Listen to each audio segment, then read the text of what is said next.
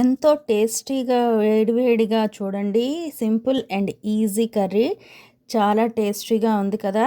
Egg and ఎండు చేపల curry ఇది. చూడడానికి చూడండి ఎంతో డెలిషియస్గా ఉంది. ఈ కర్రీని సింపుల్ అండ్ ఈజీగా ఎలా చేయాలో చూద్దాం. చూసారా ఎంత టేస్టీగా ఉందో. చూసారా కర్రీ చాలా బాగుంది. దీని ప్రాసెస్లోకి ఇంకా వెళ్దామా. Hi hello friends, welcome to my channel baby channel. Hi friends, how are you? అందరూ బాగున్నారా? అందరూ బాగుండాలని దేవుణ్ణి కోరుకుంటున్నాను. ఇవాళ నేను మీ అందరికీ ఎండు చేపలు అండ్ ఎగ్స్ కర్రీని షేర్ చేసి చూపిద్దాం అనుకుంటున్నానండి.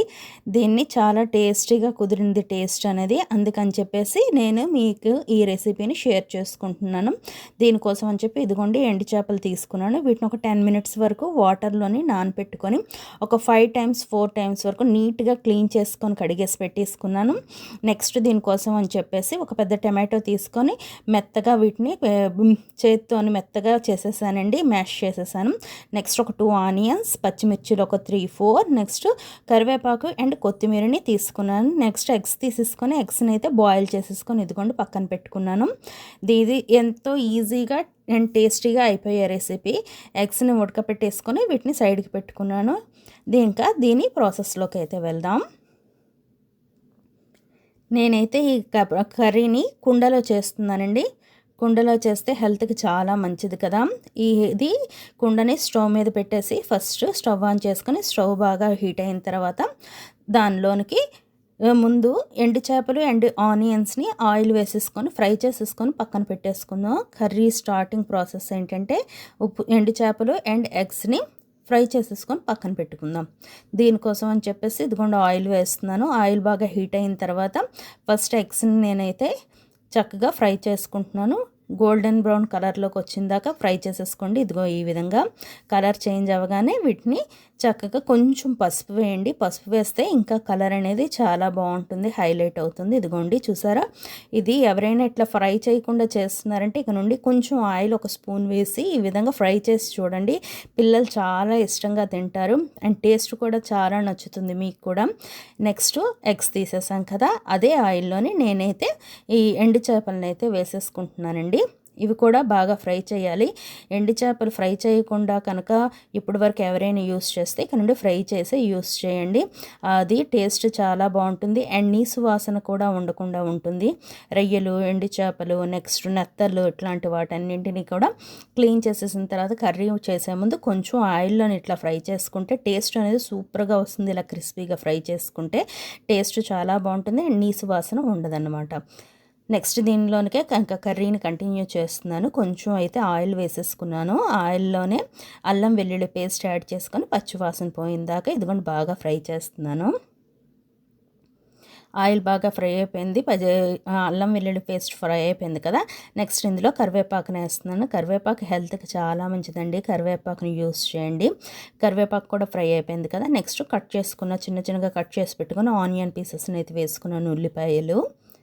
అవి చక్కగా ఇదిగోండి బాగా ఫ్రై అవ్వాలి.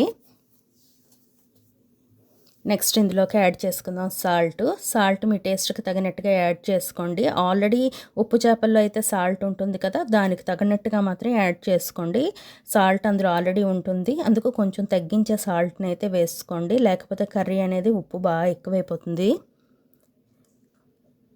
ఇదంతా బాగా ఫ్రై అవ్వాలి. ఆనియన్స్ బాగా పచ్చివాసన పోయిందాక ఫ్రై చేసుకోండి. ఇదిగోండి నేనైతే సాల్ట్ని ఎప్పుడు పింగాణి దీనిలోనే యూస్ చేస్తాను. పింగాణి లేదా గాజు పాత్రలోనే సాల్ట్ని యూస్ చేయండి.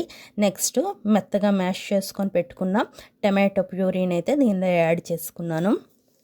మీ ఇష్టం, పీసెస్గానైనా కట్ చేసుకోండి లేదా మిక్సీ అయినా వేసుకోండి. యాక్చువల్గా ఇలా చేస్తే టేస్ట్ బాగుంటుందని నేనైతే ఈ విధంగా చేసి వేస్తున్నాను. ఇదంతా కూడా బాగా ఫ్రై చేసుకుందాం.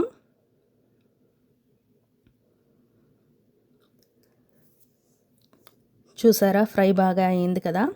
ఇప్పుడు ఇంకా నెక్స్ట్ ఇందులోనికి మీ టేస్ట్కి తగినంత కారం వేసుకోవాలి. నేనైతే ఇంకొంచెం పసుపును కూడా యాడ్ చేసుకున్నాను. కారం మీకు నచ్చినంత కారం వేసుకోండి. నెక్స్ట్ కొంచెం గరం మసాలా యాడ్ చేస్తున్నాను. అన్నీ బాగా వేసేసిన తర్వాత మిక్స్ చేసేసుకుందాం. హెల్త్‌కి ఉప్పు చేపలు షుగర్ పేషెంట్స్‌కి మాత్రం చాలా మంచిదండి. కీళ్ళ నొప్పులు అవి కూడా తగ్గుతాయి. ఉప్పు చేపలు తినాలి అని డాక్టర్ కూడా సజెస్ట్ చేస్తూ ఉంటారు. ఇదిగోండి నెక్స్ట్ ఇందులోనికి నేనైతే ఎగ్స్‌ని యాడ్ చేసుకున్నాను. నెక్స్ట్ ఇదిగో ఫ్రై చేసి పక్కన పెట్టుకున్న ఉప్పు చేపలు, ఎండు చేపలు ఇవి కూడా వేసుకుంటున్నాను.